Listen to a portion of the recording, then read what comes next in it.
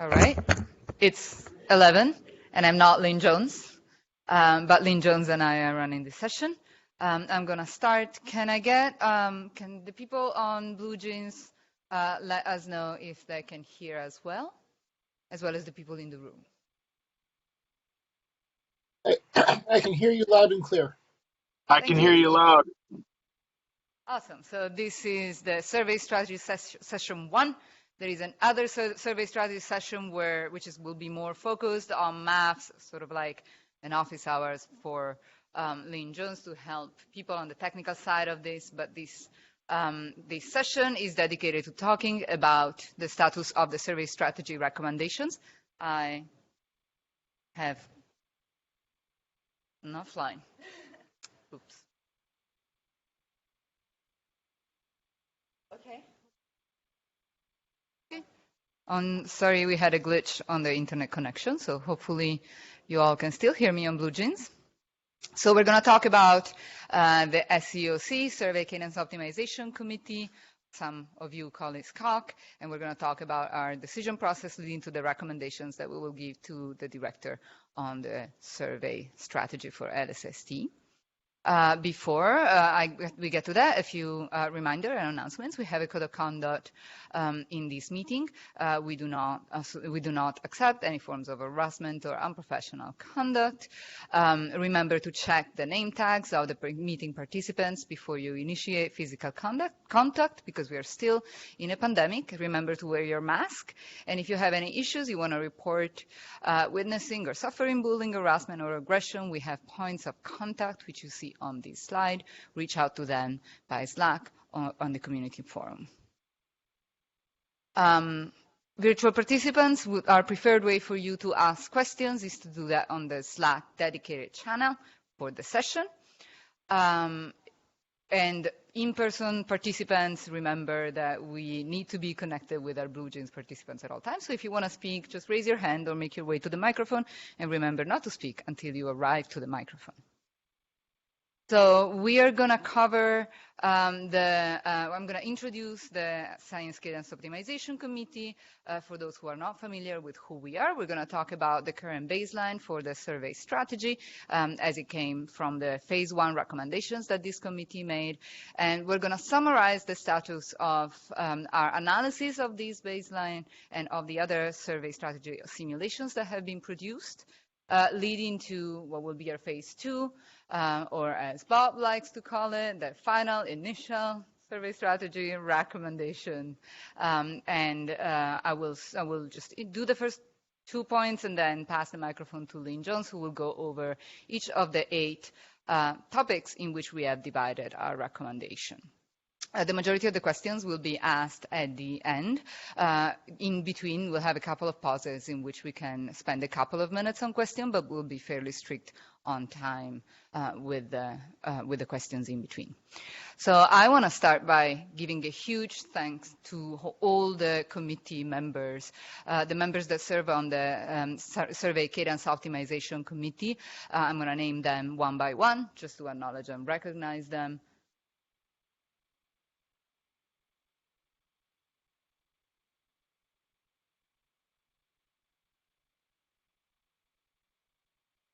All right, can you see the slides now?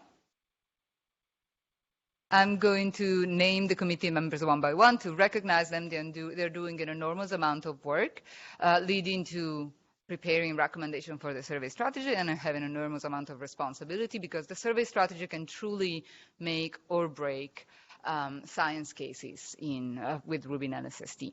So Franz Bauer, Sarah Bro, Renee Josek, Nancy Kasliwal, Knut Holsen, Hiranya Paris, Max Schwamm, Dan Skolnick, Colin Slater, and Jay Strader are the members of our committee. We also have 2 non-voting ex officio members. One is myself, and the other one is Lynne Jones. These committee members also serve as our liaison with the science collaborations. So next to the name of each one of them, you see the name of one of the 8 science collaborations, and that's the science collaboration that they serve as liaison for. So if you are in the science collaboration, that's your primary point of contact to interact with the SCOC. But also, and maybe foremost, I want to truly acknowledge that this work leading to the optimization of the survey strategy for LSST is the work of hundreds of people in the community that are participating and working with us, providing science insight into the various simulations that we're making of the potential LSST survey strategies. So an uncountable number of people have been working very hard and very patiently and in a very dedicated fashion with us, and so I truly want to acknowledge that. The diagram that you see in this slide is a diagram from the 46 white papers that were submitted in 2018 as part of this process, and you see the connections between groups that co-authors papers, and the colors represent the science collaboration, so you see the connections between the science collaboration and how really, truly a massive amount of community organization is necessary to get us through this phase. I'm going to lower the laptop a bit because I cannot see some of the people in the room. Okay.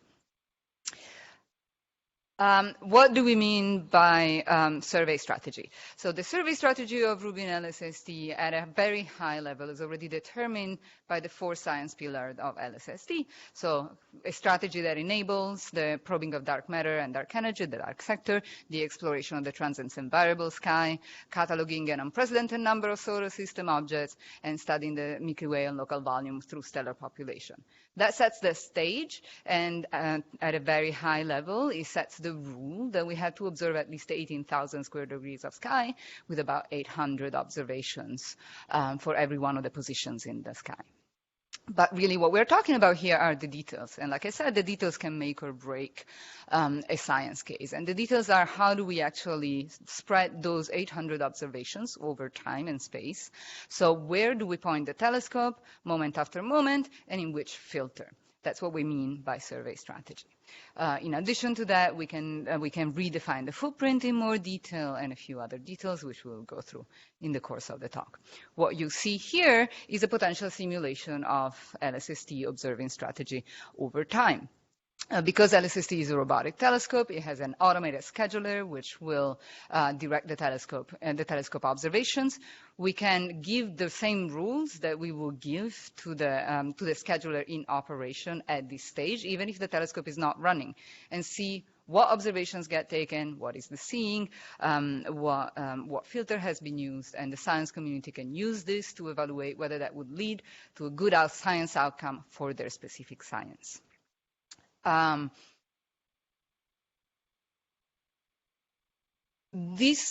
is really new about how Rubin is doing it is that we have connected the community to an unprecedented level in this work. We actually wrote a paper about it. It's a paper that opened the APJ supplement focus issue that is entirely dedicated to Rubin survey strategy papers and Rubin survey strategy contributions by the community. By the way, this supplement, APJ supplement focus issue, you've heard about it today a couple of times. It's the same one that the Heisen-Simon Foundation has supported publications into. So we do encourage you to continue submitting your work. If you have work on survey strategy contributions, you can turn it into a peer review paper. We did this precisely so that the community could do this work and also get, in addition to getting the best LSST that we can get academic credit for their work. The paper that opens this focus issue describes the process that we're all going through in optimizing the survey cadence. And part of the title of that paper, we called it a pioneer process of community-focused experimental design. And it truly is an unprecedented level. It truly is at an unprecedented level that we have connected with the community to get input about the survey strategy. In most cases, this would happen in a smoke-filled room and be decided by a few people. Of course, opening up this decision to the community has not been easy, and we're really flying the plane as we are building, as people say. So the process, I fully realize, has not been linear. It has been difficult both for the SCOC to understand, parse, and solicit input on an ongoing basis for what now has proven to be years. And we really appreciate the community patience and support, and I think we can all get through it and really design the optimal strategy if we all acknowledge and respect each other and believe that we're all working to the best of our capacity for the greater good of getting an awesome LSST. The process, just to remind you how long this has been going on, at the beginning in 2015 through 2017, that's when the community has started contributing to the survey strategy design. At that time, it was only the science collaborations, and there were only 14 simulations of the LSST. In 2018, we have solicited the white papers that I mentioned earlier.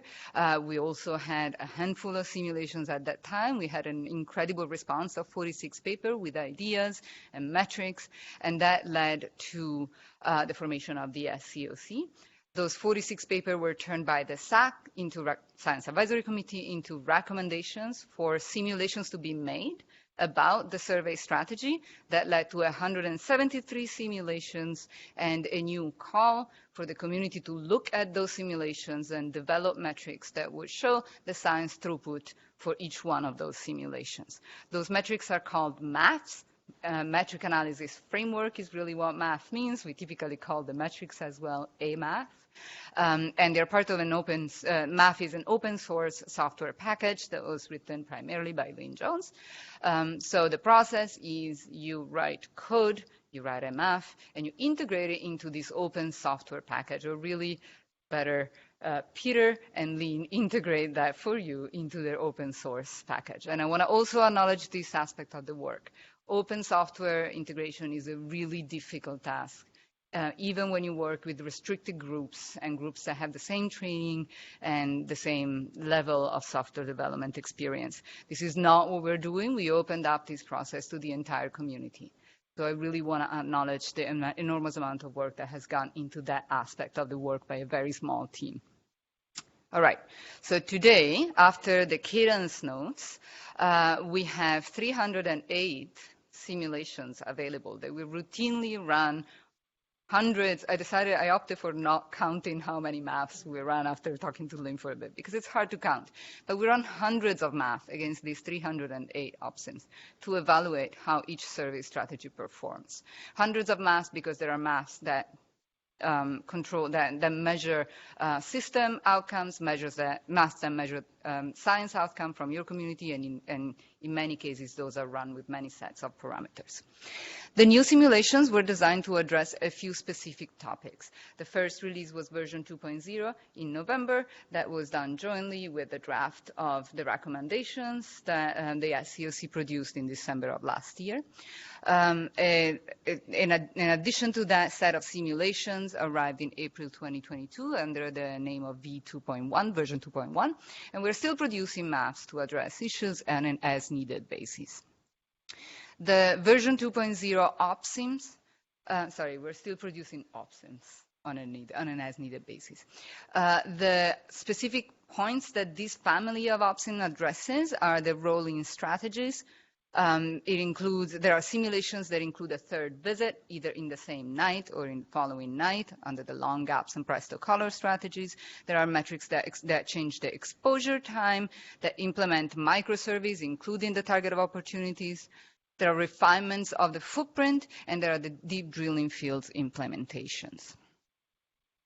I want to stress that with the process as it's been going until now, with the COSEP and then the white papers and then the cadence note and the amazing contributions that we had and the incredibly hard work of the SCOC, we have already improved dramatically the survey strategy for LSST. Almost all science cases benefit from the new baseline, which is an improvement over the previous baselines.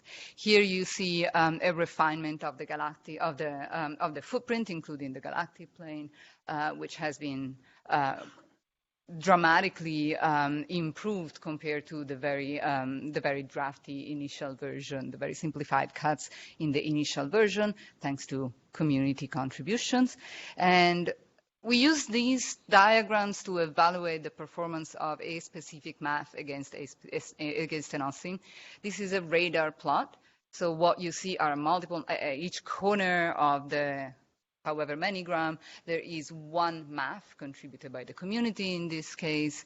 And the further out the point that is associated to that corner is, the better the performance of the math is. Because we normalize the math to the previous baseline, so the retro baseline, that's the orange circle, that appears as a circle. That's the effect of normalization. And so what you see here is the new baseline and how the vast majority of the maths have benefited, some or a lot, from the new baseline. A few of them are ostensibly insensitive to the changes, and there are a few, of course, because this is a trade-off problem, there are a few, of course, that are suffering, but we are investigating them and talking to those community about why it is that those maths are suffering. About the process through which we are at this stage communicating with the community. After the cadence note, the new set and the phase 1 recommendation. After the cadence note, we produced the phase 1 recommendation, a new set of simulations. And we wonder if we wanted to ask the community to write a new set of considerations. We recognize that the community was likely burned out by an extensive process of contributions and decided not to ask for a formal input in the form of a report. Together with that, I want to emphasize that while you write maths, the maths are an excellent tool for us to measure the opsim, but we still need you and still need to talk to you. This is not a simple downhill optimization problem. We cannot write an algorithm to find the best LSST survey. We do need to continuously input domain knowledge and interpret your maps and really understand why they perform a certain way against a certain opsim. So we need to be in continuous contact with you and follow your guidance. For this, the primary venue are the liaisons for all the members of the science collaborations. So our primary point of contact and the way for you to give us feedback if you are in a science collaboration is to talk to your liaison. If you're in the broader community and not in the science collaboration, you can always also reach out to us, particularly in the community forum. We read your posts, we acknowledge your suggestions and concerns. And apparently we underestimated the energy and the resources that the community have, because even though we did not solicit reports, we have received reports from some groups within the community, and we are happy to receive them. And again, I want to emphasize, there are many ways to talk to us. You don't have to write a report to us for us to acknowledge your position, but you can, and we will happily accept them. And we have received at this stage 1, 2, 3, 4, 5, 6 reports. The first one from the Solar System Science Collaboration, a few from the Transient and Variable Star Science Collaboration, both jointly with the Stars Milky Way Local Volume, with the AGN Science Collaboration. TVS has a variety of science areas that it covers, and they don't benefit from the same survey strategy, unfortunately. And then most recently, we have received a report from the desk. So, looking forward, I have a quick timeline for you. This did not get updated. I don't have the November, sorry. This timeline is incomplete. The later ones do. Okay. So let me start with this and then I'll go back, because I don't want to miss that. Version 2.0 simulations have been available since November. And in April 21 is the last sort of official update to version 2.0 with version 2.1 simulations. The simulations were described in full and announced publicly on May of 2022. And in June of 2022, the SCOC, at the beginning of June, released a series of 8 questions. Note, these are questions that we are asking ourselves in order to formulate our recommendations. We're not asking you to answer this question on our behalf. We are just telling you how we are splitting down the pieces of the process and how we're organizing our report. We're very, very happy to hear you contributing to the questions, but don't take that as us unloading the question on you just because we made them public. The 8 topics are filter balance, intranet cadence, footprint refinements, rolling cadence, deep drilling fields, early science options, TO, and microsurveys. Lynne will now go through each one of them, telling you at which stage of the process of deciding what our recommendation is for each one of these 8 areas. In some of them, we're a fairly advanced and fairly refined position. For some of them, we are not, and we'll point out what we need from the community to get us through the finish line for that particular question. So this is today at the PCW, where we're presenting the current state of our considerations and recommendations. And looking at the future. So we are organizing a workshop on November 2nd and 3rd, so mark your calendars. This will be the last workshop of the SCOC until our official recommendations are delivered for the beginning of the LSST survey strategy to the director. As soon as we can, but we're shooting for 1 or 2 weeks before the workshop. We're really shooting for earlier than that, but this is what we're committing to. 1 or 2 weeks before the workshop, we release a draft of our recommendations and a baseline, which is the implementation of that set of recommendations for you to look at.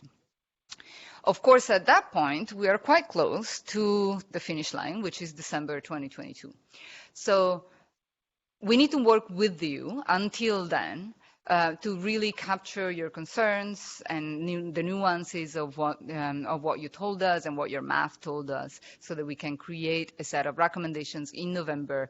And the point of the November workshop at that point will be to really see if there is anything that we have misunderstood or omitted, and work on sort of the big picture. So the November 2nd and November 3rd workshop is not for few percentage refinements. Really, none of this process is for few percentage refinements, because we're susceptible to better knowing the system and many other things that will reduce, that require us to look a little bit broader than a few percent. I think I see a raised hand, and I think that's all I wanted to say.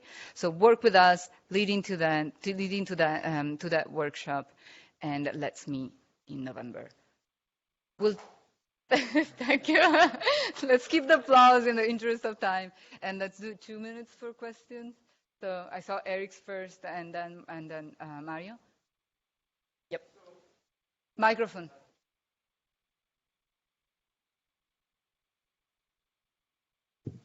Yeah. Yeah, it's on. So I was just wondering, the previous slide, or the previous animation of the slide, yeah, exactly, showed that we'll have 1 to 2 weeks after the new baseline opsim comes out before the workshop. Do you expect us to analyze that baseline opsim in that time period? No, because we will do we're analyzing, we'll run the maths against the opsim, right? So there's no need, except for a few maths that might not be, that for a reason or another we can't really run ourselves, and we might need your help on a couple of maths. Okay. But we run them automatically, so we will show you. So we expect you to look at the results of the math and then focus on what your concerns are. Makes sense, thanks.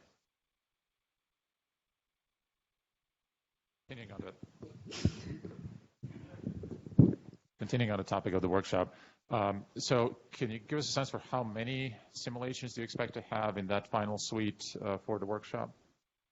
Yeah, I'm looking at Lynne that is pointing one finger. It's one, right? So it's our set of recommendations. Oh. So I expect that at that point we'll release the new baseline. And is the workshop, so I'm guessing you said workshop is not going to be about 2 or 3%, but if you notice something catastrophic, then come and raise your voice. But so is this going to be a virtual workshop that one can register to? It's going to be a virtual workshop. Absolutely, right, yes. So it's the sort of thing everybody should look at this simulation and decide if they need to attend the workshop if they notice something that's potentially problematic. Yeah, that sounds true. Sounds like a fair way to put it. Yes. Works for me. Everybody is welcome at the workshop. Yeah. and so I have one final question. Apologies for monopolizing this. You've talked about the timeline, but I still don't quite have a sense of, and you said it's impossible to get an algorithm constructed that will just select the final candidates, but I still don't have quite a good sense of the framework SCOC is going through to make that selection. Yep. How do you weigh things? How do you judge cadences? Tell us a little bit about that so we understand roughly how this is going to unfold. So I think a lot of it is going to happen in the next part of the talk when Lynne talks about the questions one by one, and she'll tell you where we are, what each question needs, and that will sort of clarify what the community level engagement is. Okay. Exactly what I was hoping you would say. Thanks, Fed. Yeah. Let me make sure my speaker is off here. There we go. Okay. Sorry about that. It's still on. Okay. So I wanted to take a moment. Oh, goodness. Why am I even hearing my screen? That's a great question. Let me move over a bit. I wanted to take a moment to talk about the survey strategy team and say thank you to all of the other team members. So the survey strategy team includes myself, Lynne Jones, Peter Yoakum at UW. He has written the bulk of the scheduler software and large chunks of math as well. Eric Nielsen, who's a newer member on our team, and he's working on a lot of stuff that the actual people at the telescope are going to really enjoy, things to monitor survey progress, and as we start working on dashboards for people to be able to see what's happening with the telescope each night and over time. And then Tiago Ribeiro, who's, you probably know him from all of his work with the observatory. He will be joining the survey scheduling team officially in operations, but currently he's doing very much needed work in the observatory. Okay, so we have a lot to go through and only a little bit of time, 1 hour. And so I'm gonna try and hold place for questions, but they will be short after each question, and then you can ask your questions at the end again. So let me introduce a plot that you're going to see throughout this talk. When we're evaluating simulations, there are lots and lots of metrics that we look at. These are not the only metrics that we look at, just to be clear, but these are sort of a high-level representation if we want to sort of capture something at a very high level, first glance kind of thing. So there are various solar system metrics here. These are the metrics. So there's light curve inversion, the number of NEOs, number of TNOs.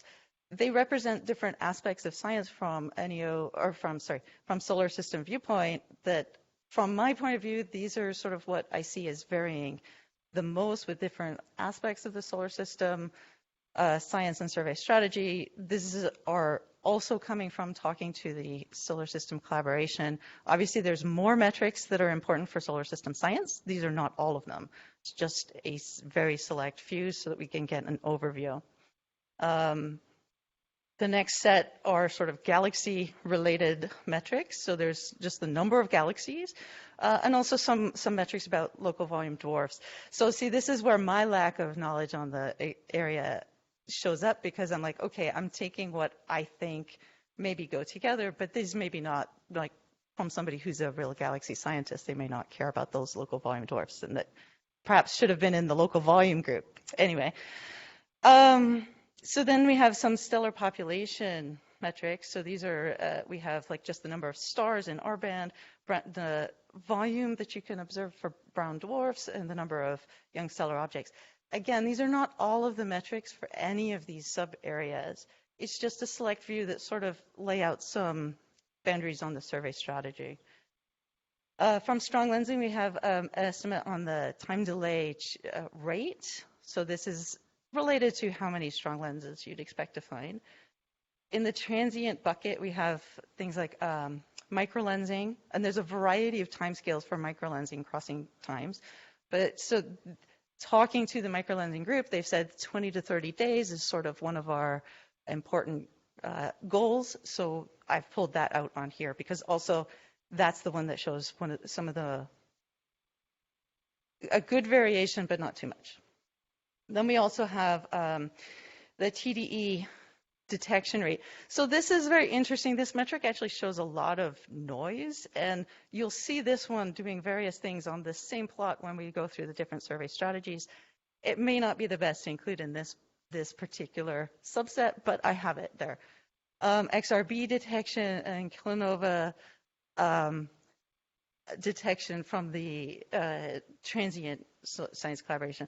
Then we have a set of cosmology metrics. So there's kilonova detection with a desk preferred configuration, supernova detection, 3 by 2 point figure of merit, an estimate for weak cleansing.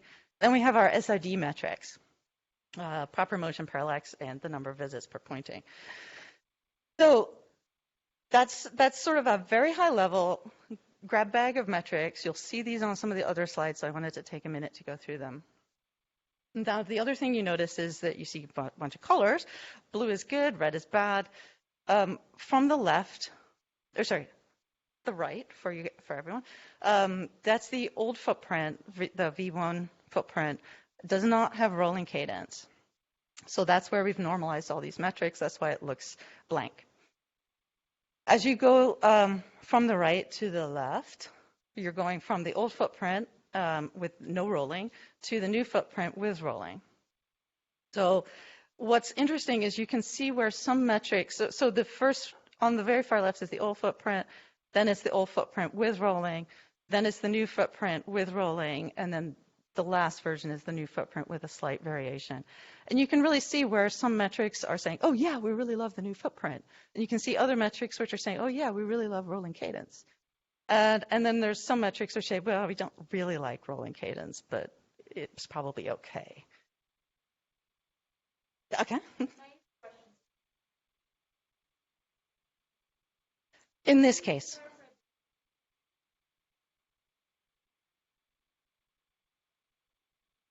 Yeah, so, yeah, that's a great question.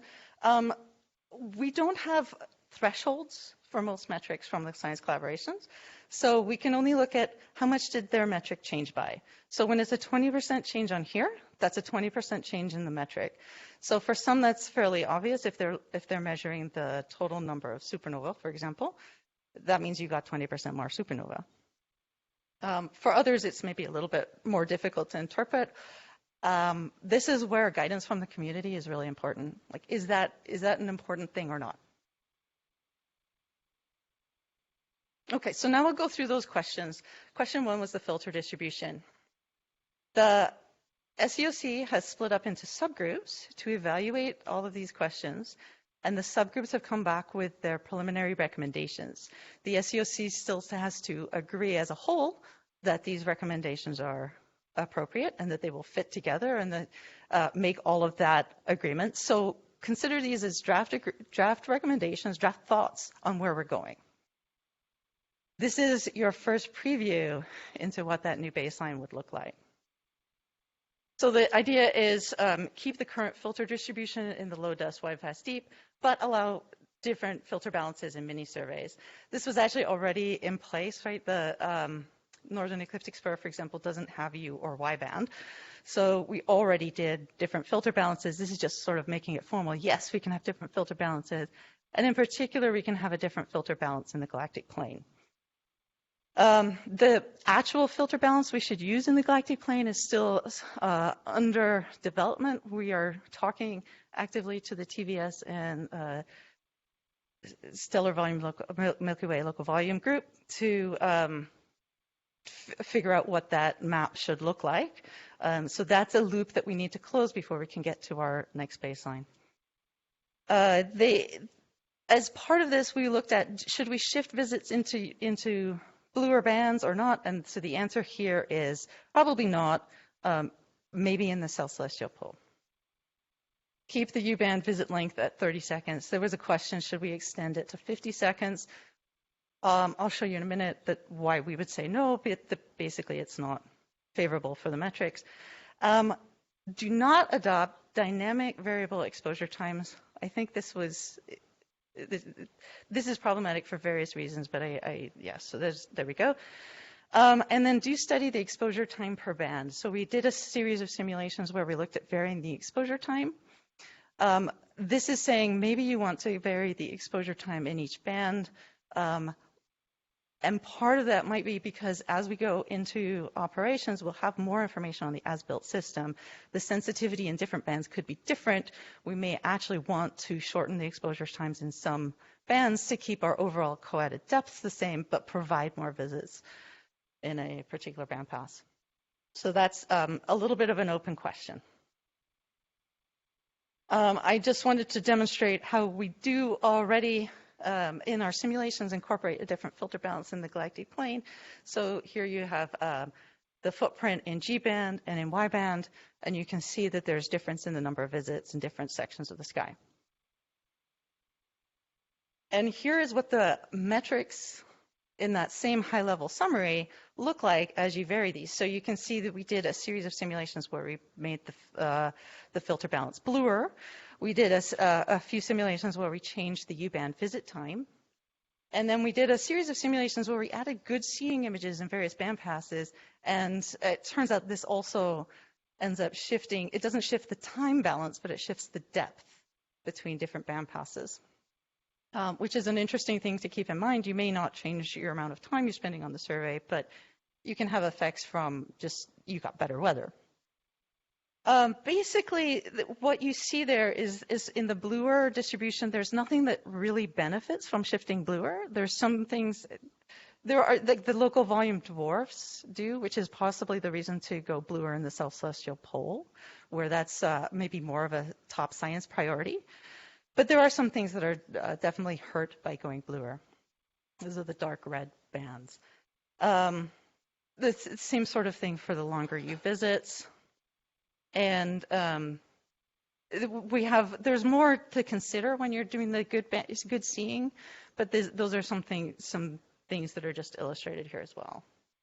So to answer Mario's question, this is sort of like we look at more metrics, but this is sort of what you're seeing as to why those decisions are being motivated. So there's not a compelling reason to shift the filter balance in the low dust, wide, fast, deep, the bulk of the sky, so we shouldn't. There are things that are hurt and nothing that is definitely gained. And the same thing with the longer U-band visits. Okay. I will take one question on this, and you got that there first. Sorry. Oh, yeah, sorry. I'm Julien Guy, working in DAISY. So there is one dimension you didn't mention is whether we would do U-band first, I mean one band first and the other band later in some part of the footprint.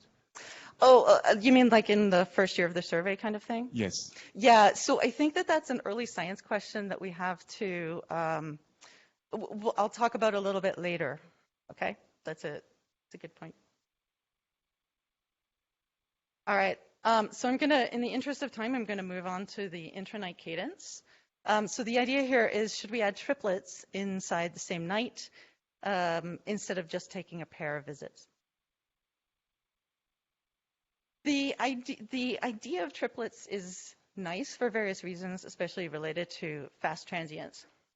However, when you actually go to take triplets of visits with the telescope in our simulated observatory, the slew time increases, so we get fewer visits. You don't have to have a very big increase in slew time to have a big impact on the overall number of visits, because remember, we take a lot of visits. The other thing that happens is the individual image depth also goes down. So taking triplets on every night, as we did in the Presto series, or even half of the time, as we did in the Presto halftime series, has a very noticeable impact on the overall number of visits. And you'll see in a second when I get to the slide with the metrics, that hurts pretty much all of the metrics. We did some simulations where we did a triplet on some nights, and we did it with a variable amount of time between the pairs and the triplet in the night, and that was called the long gap series. So that's the set you see in there labeled long gaps. As you go from the left to the right, the number of triplets in the series is increasing. So on the left, there's one every 7 nights, and on the right where you see the dip, it's one every night. So the recommendation is that perhaps some of these long pairs options should be considered. The long gaps options should be considered. We also did a simulation where we did long gaps without doing a pair at the start. So we just separated the pair by a long time. Basically, nothing is really benefited by that. So that was not a favorable option. the recommendation is to boost the fraction of visits at one-day intervals. And then there's some interaction with the rolling cadence that we still need to consider. And I will go ahead to the next slide. Those are the recommendations, and you'll see why in a minute. So this is just showing the number of images, the depth of individual images, and the depth of the co-added image. And this is a slightly different form of that plot. You still have the runs across on the bottom, but now instead of color-coded red-blue, you are seeing the actual values in those lines. This works for this plot because there's just such really clear trends across all of the metrics. So you can see with the Presto, you can even get down to as few as, or as much as 0.2 magnitudes drop in the co-added depth in U-band. All right, so skipping ahead to the actual metric results, the Presto series you see is very red. The Presto half-time is very red. That fewer visits and less depth per image is just hard to overcome.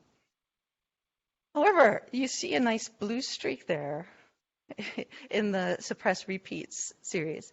And so this was our surprise winner. We added a function to the scheduler which suppressed repeat visits in the same night. This may not be the exact mechanism we want to use in the scheduler, but the idea of what happens when we do that is that those visits, instead of taking place on the same night as a previous pair, so you might have two pairs that were actually close together in time, just because it was very favorable in that night. In this case, we remove that second pair from the same night, and what happens is, because it has to go somewhere in the schedule, it could go in the next night, could go 2 nights away, but it will go on the next night more often. So your fraction of return visits that have a 1-night gap increases. It increases noticeably. So it turns out that that's really nice. I think this is exposing that the revisits within within 7 hours is good for some metrics, but they still like that repeat visit to be at 1 day, and 1 day maybe even works better. So it's possible that what this shows is that we really just don't have metrics that are actually searching for return visits at a few hours, or that if they have a return visit at 1 day, it's just as good.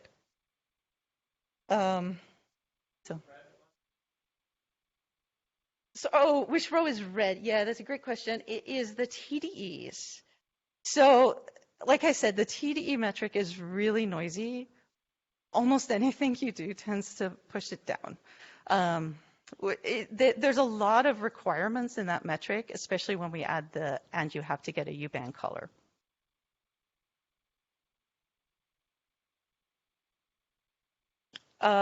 So this is showing what's actually happening in a non-science metric way.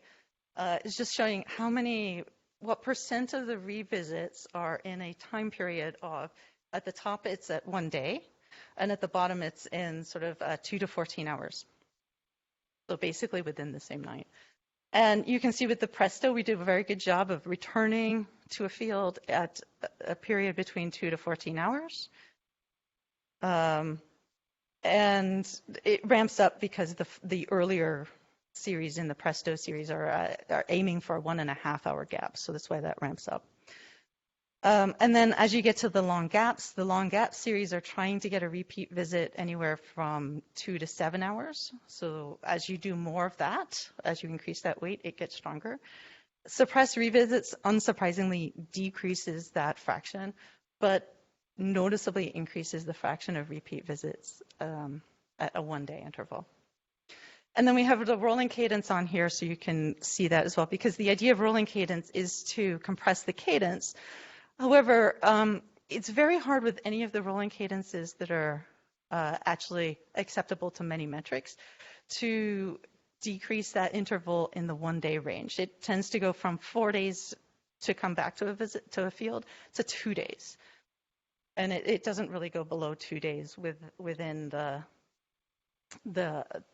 a particular range of rolling cadences. Oh, sorry. Yeah. On the top plot, it goes from the bottom line here is 0, and this is 2. So this is the value of the metric compared to the baseline. In this case, it's compared to baseline 2.0.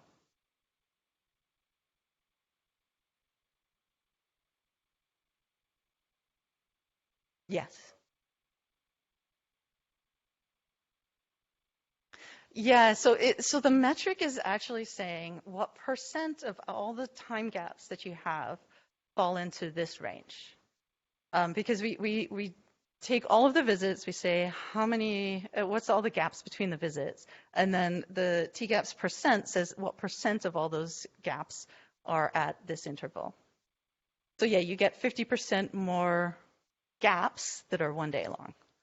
Hey, Lynn, can you repeat the questions for the people attending virtually? Sorry, so the question was actually, what's the axes on this plot? Because in the room, it's quite hard to see. I imagine on BlueJeans, that's not impossible. Not really readable. And then the follow-up was, does that mean in the suppressed repeat visits, it's 50% more visits are happening at a 1 day interval? And the answer is yes, pretty much. Thank you. And on the bottom plot, the scale is even bigger. It goes from 0 to 20. Okay.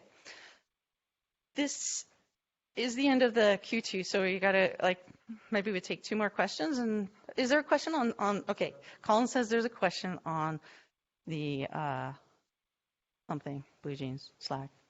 Yeah, from Slack, there's 2.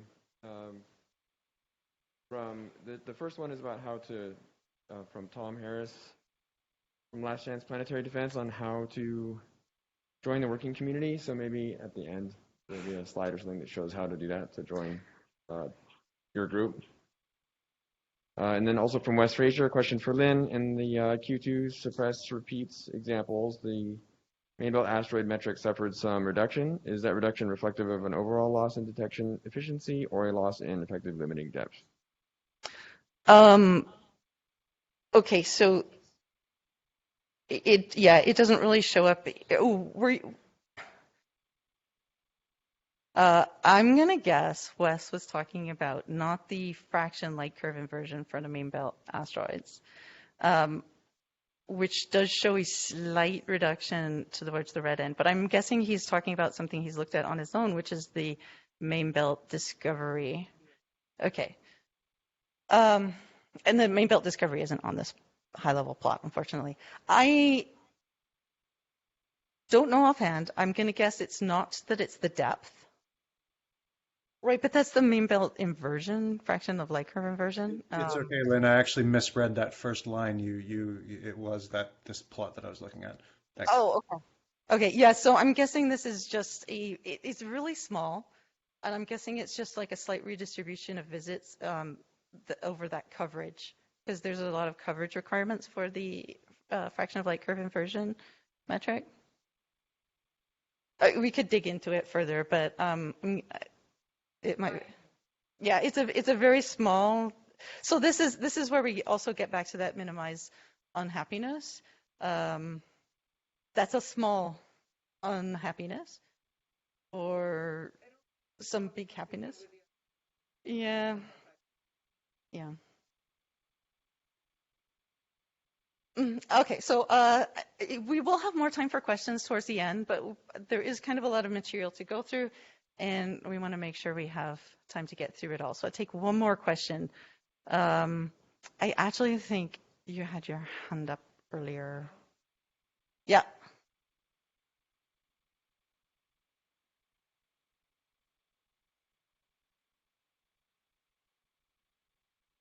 So Lynne, if you could go back to the previous slide, I'm a little confused by some of these metrics. So the TDE metric, for example, here looks like it does really badly in this suppress repeats. Yeah. And I'm startled that it doesn't go the same as the type 1A or any of the other time domain sources. So I guess my question is, how are we sure that are we checking with the teams that submitted the metrics that they are getting consistent results? Yes. Are we sure they're correctly inputted into the MAF? Yes. We are doing the best we can to make sure that people who submitted metrics are looking at the results of their metrics with us, and that the trends that we see in the simulations match what they would expect. The problem with the TDE metric is that it has a lot of constraints.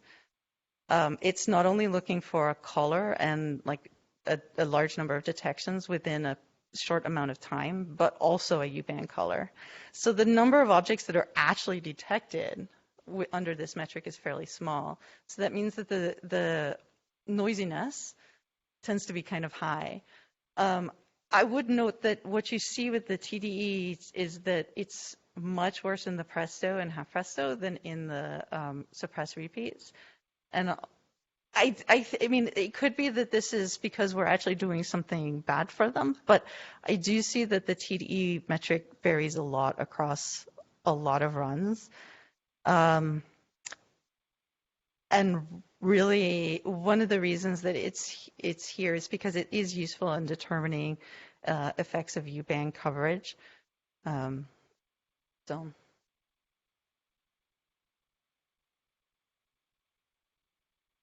Oh, there's two more online. Okay, sure. It's a quick question. Yeah. Okay. I'm just wondering if you seriously looked at the dynamic exposure time question, because I think that'd be an easy win, broad swaths of metrics. Okay. Yes, we did. No, it's not. I will come back to that at the end, though. Okay. Yeah.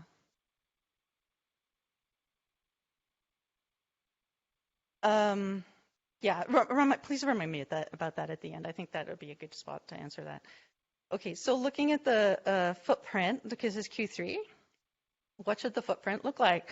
The agreement is, yes, the version 2 footprint is generally a good improvement.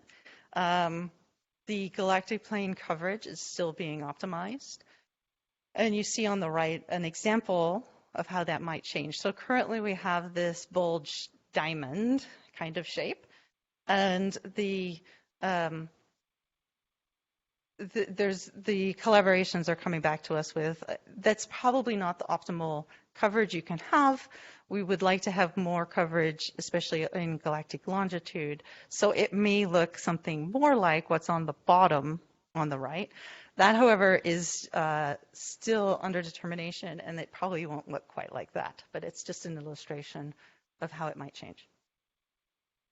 The subgroup also concluded that the time in various mini-surveys seemed about right, but it was possible that perhaps the NES, the North Ecliptic Spur, could drop from about 30% of the survey time to 25% without significant damage.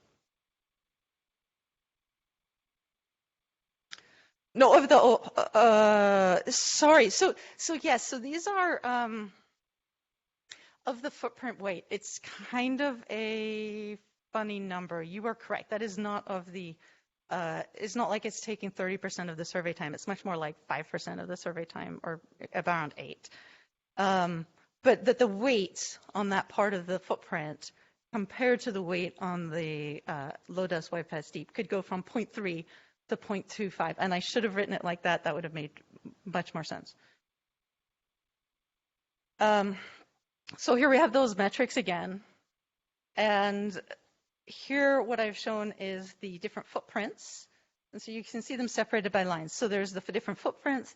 There's our range of simulations where we varied the weight on the North Ecliptic Spur from about 0.1, where you're getting very, very few observations, up to 1, which would mean it's getting as many visits per pointing as the low dust wide fast deep, the main wide fast deep. And then the same thing with the dusty plane. So that was our old footprint, like with that bulge diamond, and just varying the background in the dusty plane. And then the galactic plane priority footprint, where we were taking a map that had been provided by the SM. Oh, your name is so long, and I always get the letters out of order. I'm so sorry, Will. The Milky Way, yes, Milky Way local volume and TVS group to to change their footprint and like where we were cutting off in their footprint between like wide, fast, deep level and dusty plain level. The points which are marked in gray at the bottom, these simulations here and here, are the ones which are, this is about the weight that they have in the current V2 baseline. So you can see at those points, the values are fairly blank. The dusty plain is a little bit harder to see. Maybe I misplaced that a little bit, I'm not sure. But you can see, as you vary the weight in the north ecliptic spur, things like the fraction of asteroids, main belt asteroids, which get light curve inversion metrics, goes from very few, as you have very little coverage, to very many. So the kind of thing is working as expected.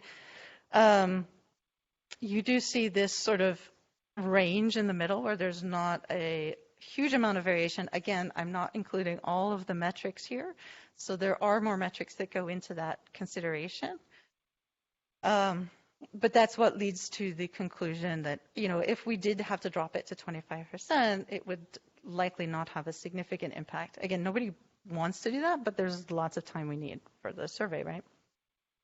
And then the same thing with the dusty plain. Again, we don't really know what our footprint is going to look like for that, but the idea is we would keep about the same amount of time that we're spending on the galactic plane currently and just maybe redistribute the visits within the galactic plane area. Okay, that's the end of the footprints. So are there questions on the footprint refinement? Excellent, catch up. So the rolling cadence. I added a movie here late last night because I realized it's kind of hard to explain the rolling cadence still. So the thing to note here is the V2 baseline does include a 2-band, 90% strength rolling cadence.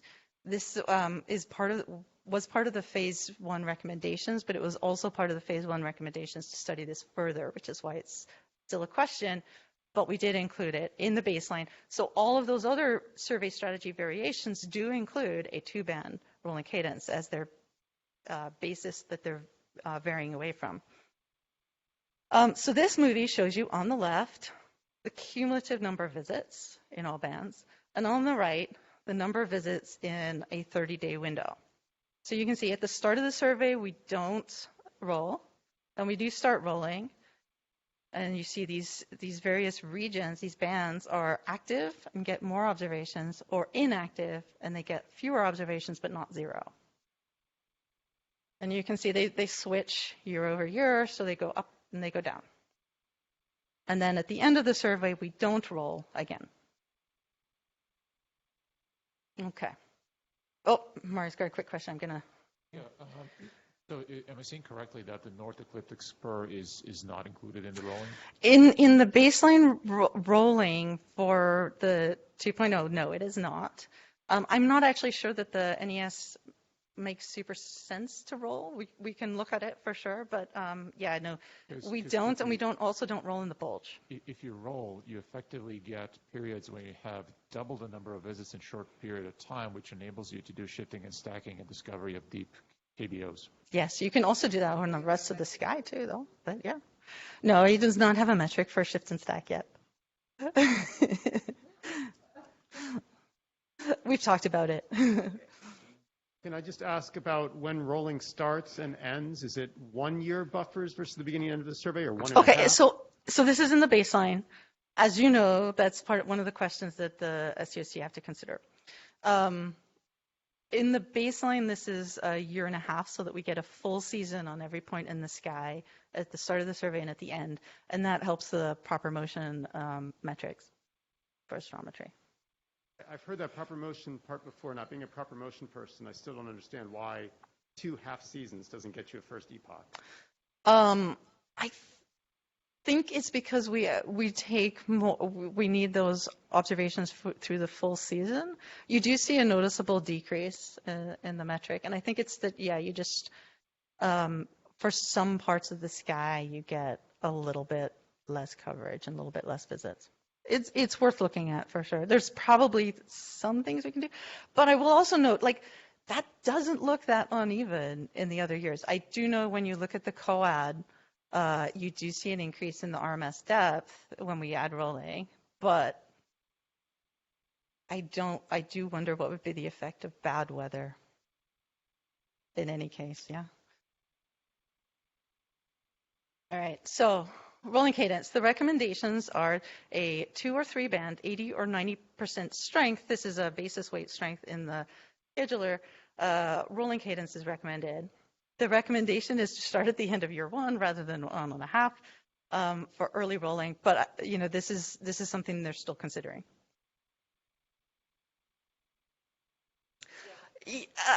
Not quite. It's an inherited thing, right? So when we used to call it 2 band or 3 band, we meant two regions, actually really 2 bands on the sky. We realized that was very bad for follow-up. If you just had coverage in the north in 1 year and then just had coverage in the south half of the survey in the 2nd year, it meant all the more northern telescopes for follow-up would be empty 1 year, or they wouldn't be empty, but they would have less to do. And then the next year they would be slammed. So by splitting it into, instead of just a north-south region, we do we split those big regions up into subsets. So we now have a north and south half of the stripe. And so as you can see here, there's 2 bands active at a time, but it's half of the sky that's rolling. On the right, very right, I just put up an estimate. This is a sort of an approximation of like how many visits you might get in the low activity year in the low column and a high activity year in the high column. I just took 1 year of the survey when it was rolling and said, what's the sort of 30%, 80% level of number of visits, and said that's probably about right. So you can see you never get no visits. Lynn, I mean, one of the AGN metrics exists because we're really worried about such extreme rolling cadences. So I'm concerned that that's not appearing in any of your summary, but I also think there could be an error in it that we need to check. But I think 90% rolling cadence would be really, really bad for AGN.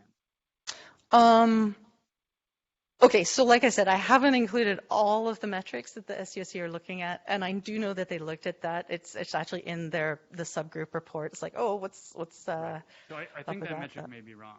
The structure function one? Yeah. Okay, we should look at it, yeah.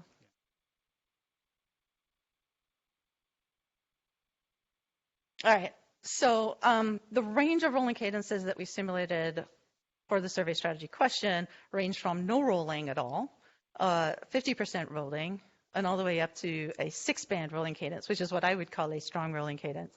The 6-band rolling cadence options were ruled out because they are too strong. You see very negative impacts in a lot of science there.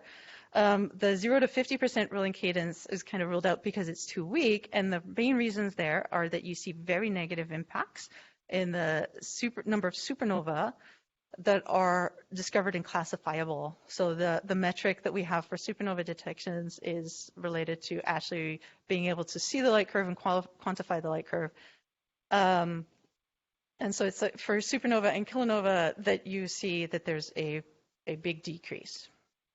And that's enough that, and a strong enough concern, especially with trying to do cosmology, that moves us back up to that 2 to 3 band in the 80 to 90% range for preferable survey strategy options. And yeah. So the 2 to 3 band, I didn't highlight that because it's actually spread out a little bit. This is rolling on just the low dust wide fast deep. So you can see this is the baseline, 90% 2-band rolling cadence, and so it's the same. This is 3 stripes. These simulations added rolling cadence in the bulge at various weights. The question of whether to add a rolling cadence in the bulge is, I think, still an unsettled question, and probably we will be able to get a better answer when we have an updated galactic plane footprint as well. I think there's a lot. There's still some questions about how to distribute visits in the galactic plane that we need to tie up. Okay, so if there were questions on this throughout, so maybe I'm just going to go skip to the deep drilling fields, and then we'll. So the next question is the deep drilling field survey strategy. The recommendation from the subgroup is to spend more than 5% of the survey time on deep drilling fields. The current baseline spends about 5% of the time on deep drilling fields, so this is a slight increase. The specific DDF strategy is still to be determined. Different fields could have different strategies. It's something that the subgroup did acknowledge and recommended that would be something to look into. The fifth deep drilling field should be Euclid South. So this was actually announced in a community post. I believe there's some more formal agreement now with Euclid. The details of the observing strategy in that field are still to be determined, and part of that is because the Euclid field is a double deep drilling field pointing, so it's like a double pointing. We have to distribute the same number of deep drilling field visits across both of those fields. So how do we do that? There are still some questions that the subgroup asked to make sure I would check in with the community, which is, should a field be completed early? And if so, which one? So the idea here is that perhaps we get to full depth on one field and then stop observing that field. Is that okay? And if so, which field is preferable? And obviously, we still have many questions about how the Euclid field should be covered, as well as the deep drilling strategy in general. I wanted to give an example of what some of those survey strategy options are for the deep drilling fields. In the simulations that we made as part of V2.1, we varied changing the season length for the deep drilling fields. We changed the sequence timing, like whether or not we took a full sequence or just half a sequence, so some filters in one night and then some filters in a different night, or just, actually, I think it was just shorter sequences, didn't check. Or whether we should add an accordion cadence. The idea here is that you keep frequent observations in the middle of the season, but add shoulders to the season where you have a lower cadence, or add a rolling cadence where we just, like with the rolling cadence for the YFAS deep, we just spend more visits in one field one year and fewer in a different year.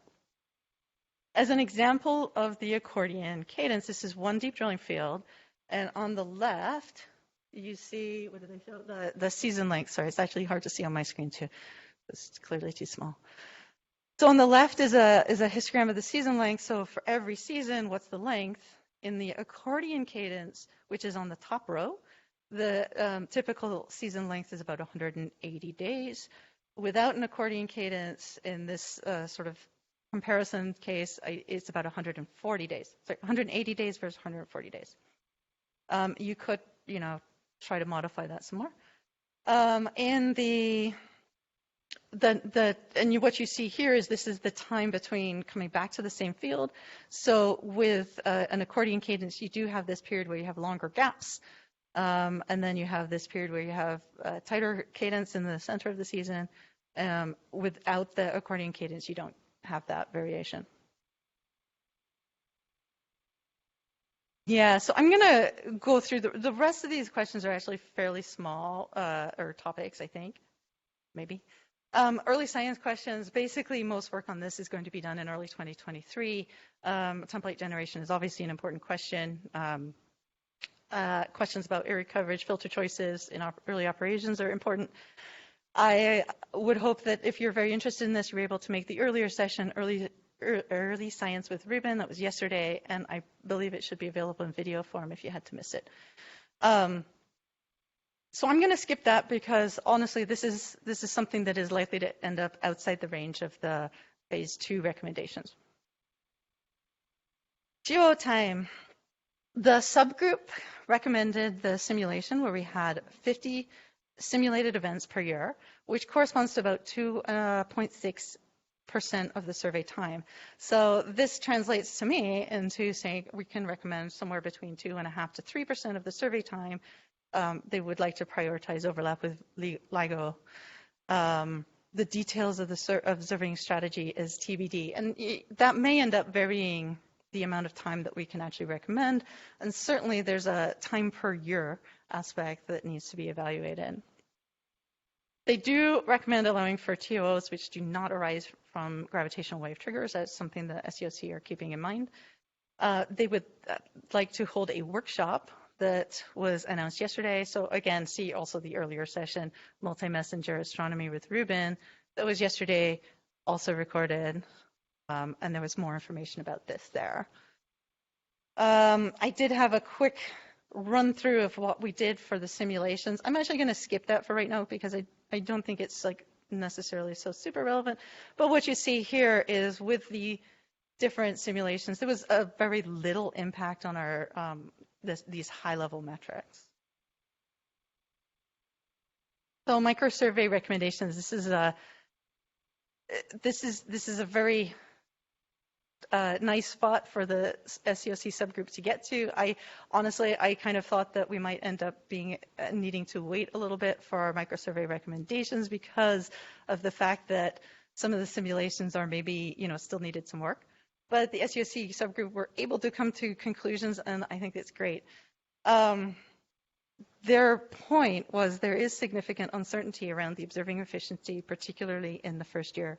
This is something I think we need to recognize, that the survey strategy in the first year might end up on the sky a little bit different than we think it is at the moment. So at this time, the SCOC decided that they should make a prioritized list of a very few microsurveys on the order of 1 that demonstrate a requirement to start in year 1 and a scientific negative impact if they don't. That take advantage of Rubin's unique features and has significant scientific benefit. And with that sort of filter on all of the very excellent microsurvey proposals, they recommended prioritizing 1 microsurvey at this time, the Twilight NEO.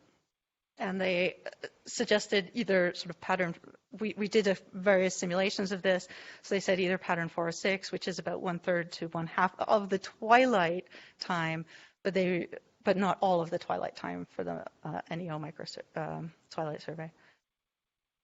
If early operations and commissioning were particularly highly efficient, their second priority would potentially be the Northern Stripe.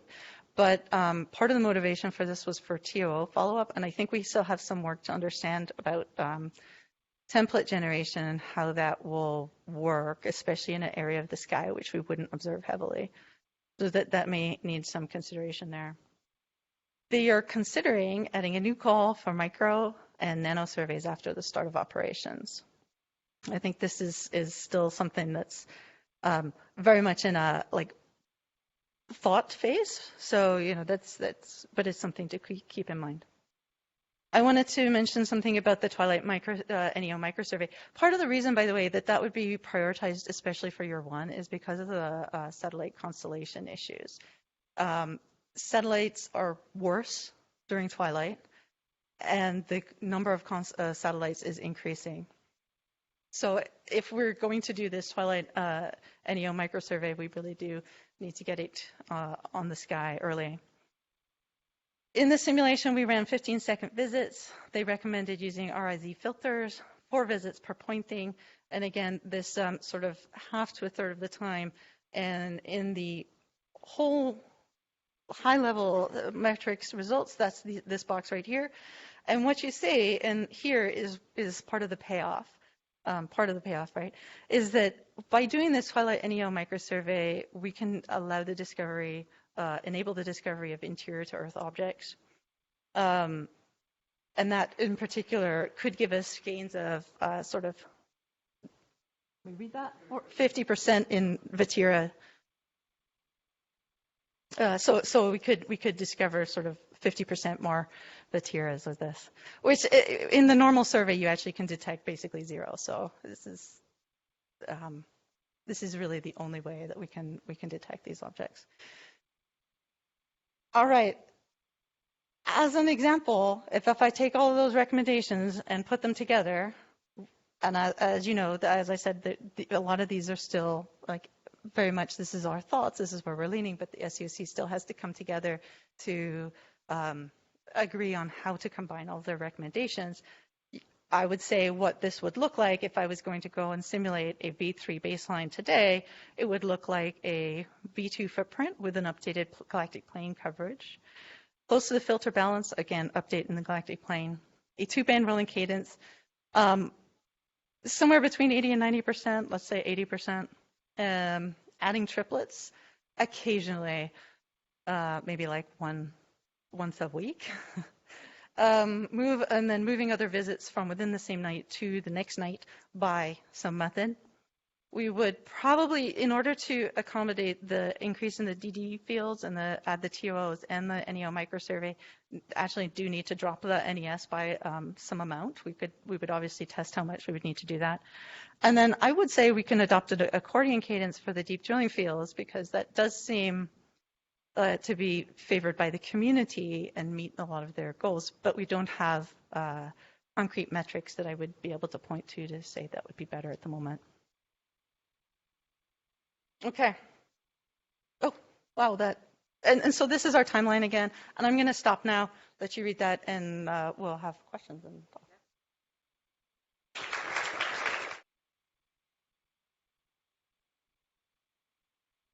Put filter-specific exposure times in that list, or were they included somewhere in there or not? Yeah, so the SCOC did say evaluate the idea of changing the exposure time, and they said per filter. I think that some of their reasoning was maybe not thinking at the moment about the throughput changes in commissioning, but it could have been, and I think that's something we do need to look at. I know that currently there's some information that's like sort of pending from Steve, so we'll update that and look at the impacts. Great question. That may be one of those things that waits for post the end of the year. Yeah. Hi, Lynne. Thank you for this summary. Just a couple of quick comments. The first is I have some revised galactic plane footprints data for you, so maybe we can get together later this week. Awesome. The other thing I wanted to mention on behalf of other TDS members is that one microsurvey we're particularly focused on is the Carina microsurvey and the other star-forming regions. Do you have any comment about when they might be incorporated into LSST? I have no official comment on that. I think I think Fed may have something more to say, because I think this is a SCOC decision. So I think that particular survey has not really been able to yet demonstrate that there is a scientific loss if it's not done right away. And because we have all these uncertainty about the true efficiency of the system, it really doesn't make sense for us to say like, oh, we should do that in year 3 at this time. Mm-hmm. So what doesn't get done in year 1 at this stage, sort of, it might be, we might come up with a rank of priorities, but at this time we can't say when it will be done without more information about the efficiency. Okay, so it's the fact that it wasn't on the prioritized list doesn't mean that it isn't going to happen. It's just maybe not year 1. It's not prioritized, so it will not be. Our recommendation is not to engage in that in year 1. And again, if we have missed something and there is a true scientific impact in not doing it in year 1, right, that should be clearly communicated to us. Okay, thank you for explaining.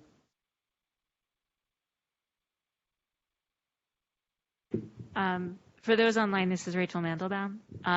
So I have a question about sorry, microphone is moving around on me. I have a question about the 2023 to 2024, updates due to evolving system performance. So some of the metrics that you mentioned, or the balance between metrics, depends either explicitly or implicitly on the realized system performance, which we don't actually know about yet. And I understand that's why there will be adjustments during that phase. But I was curious, how does the SCOC view that process? Is this something you think of as potential, tweaks to the final recommendations, or are you tracking for some of these questions? Do you consider your current answers to be very provisional and dependent on system performance and subject to significant change? So how do you see that process? Okay, Yeah. So I think that everything that we have shared today shouldn't be susceptible to significant change based on performance. We've been thinking about this, right? So we haven't suggested anything that would be seriously impacted by small performance changes. Of course, catastrophic performance changes is a whole different story, right? And so the maps are alive, and the SCOC is a standing committee. So once we actually get updates, this is, and to be honest, starting with after this recommendation, we'll start looking at these kind of things with, some new members on the committee, so shifting a little bit the focus, and we're going to be able to see if the recommendations that we make in December still hold once we put in like the true throughput of the system or anything else that we get to know. Thank you. Are you back to ask about dynamic exposure times? Oh, sorry, that was you. Sorry. No. So first, congratulations for all this work. I mean, it's amazing. I'm not coming from this is the amount of work that's been done.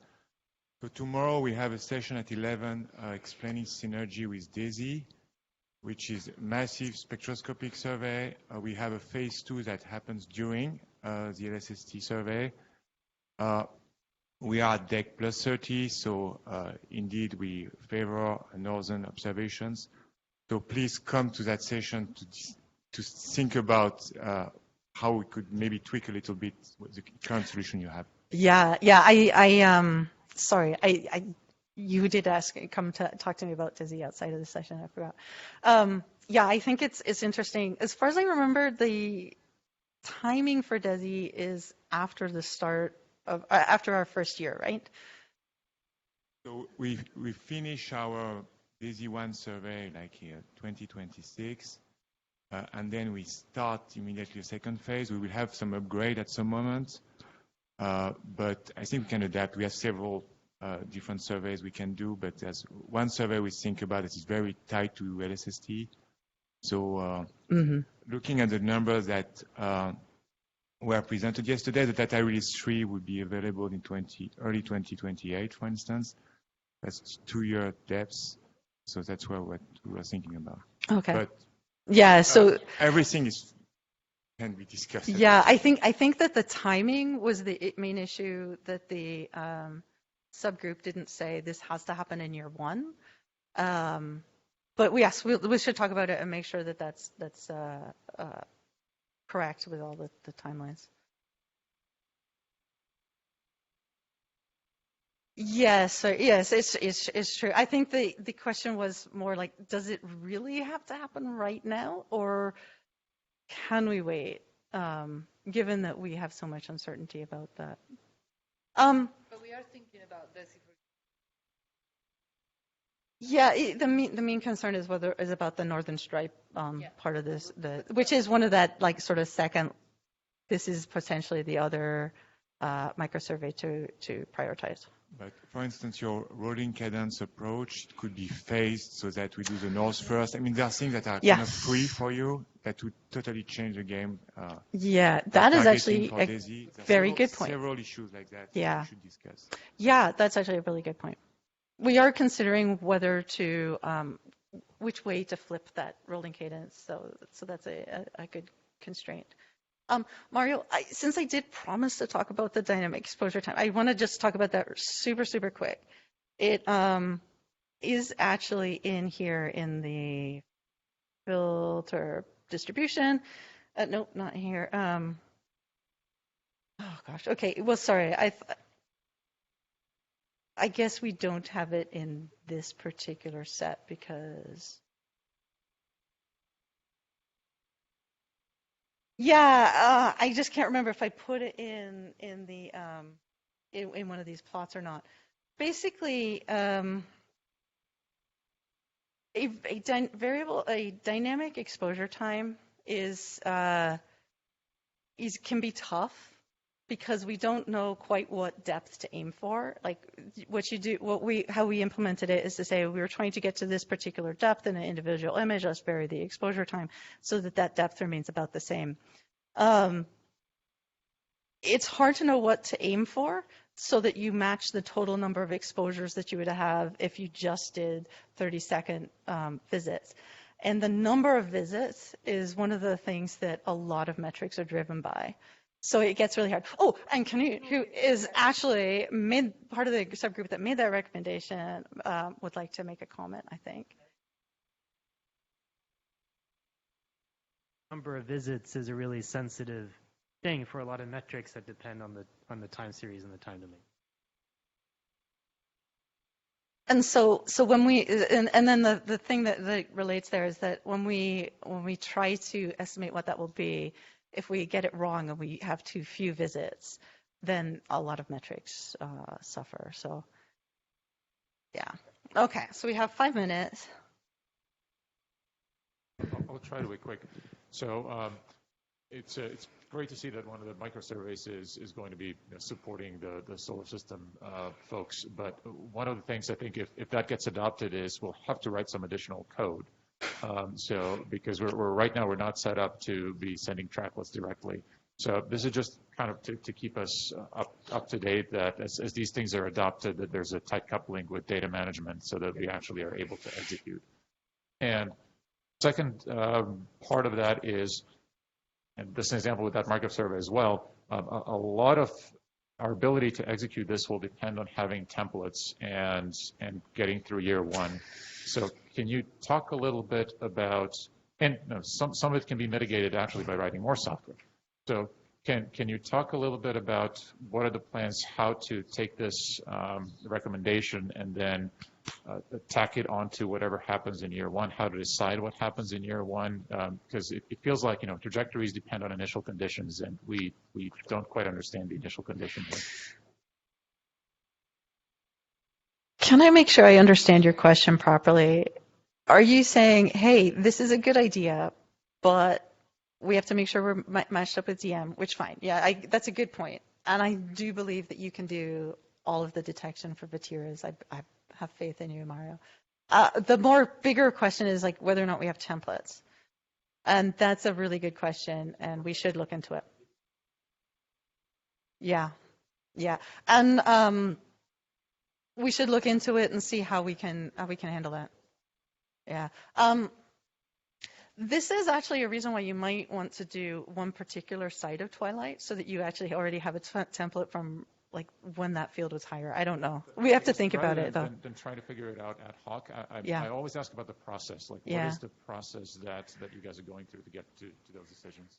So that's absolutely fair, but I do think that we want to get to our science-based recommendation first, and while we also talk to all the other pieces, and then go into the details of like how do we make it happen, what does need to happen in commissioning for this plan to be realized, right? If we put too many considerations at one time, then it makes our job of prioritizing the microsurveys or really answering any of the questions extremely hard. We, of course, keep track of the feasibility, and all the recommendations that we're making are in principle feasible. But I think once we consolidate the fact that we really do want to do this mini survey, then we go to the commissioning team and we go to all the other teams in Rubin to make sure that we have everything that has to be done before we can implement that survey.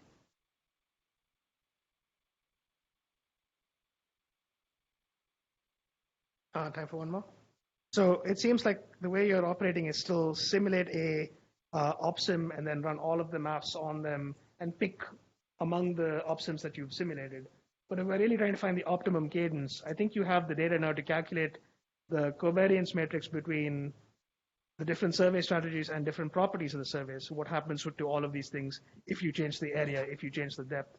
And it would be really interesting to see that and simply see if we could actually see what the optimum area is predicted from all of these metrics in advance, just without actually creating a separate OPSIM to begin with. So that covariance matrix must exist because you've effectively constructed it by doing 308 OPSIMs x 100 different maps. You can calculate that numerically, and it would be a valuable thing, I think, for a lot of the SCs.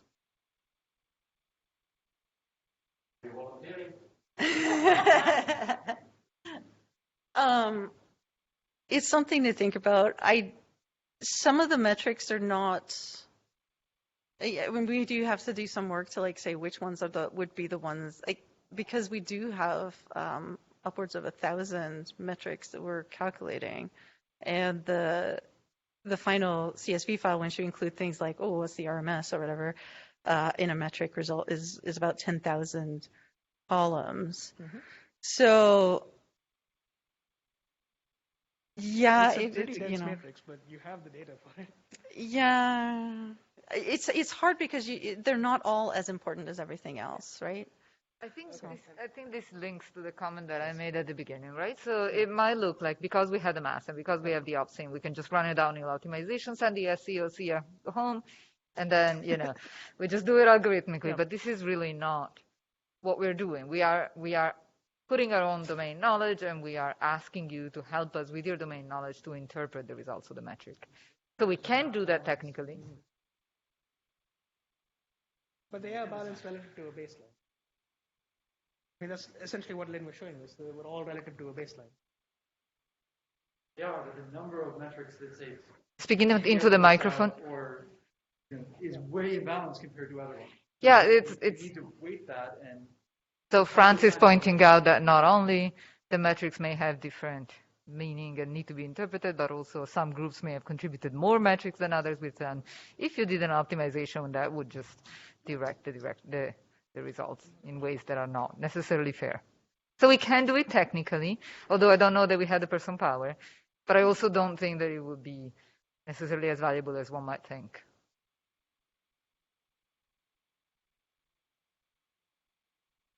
Well, it is now 12:30. Questions can still be sent on the Slack channel, and I thank you all for coming today.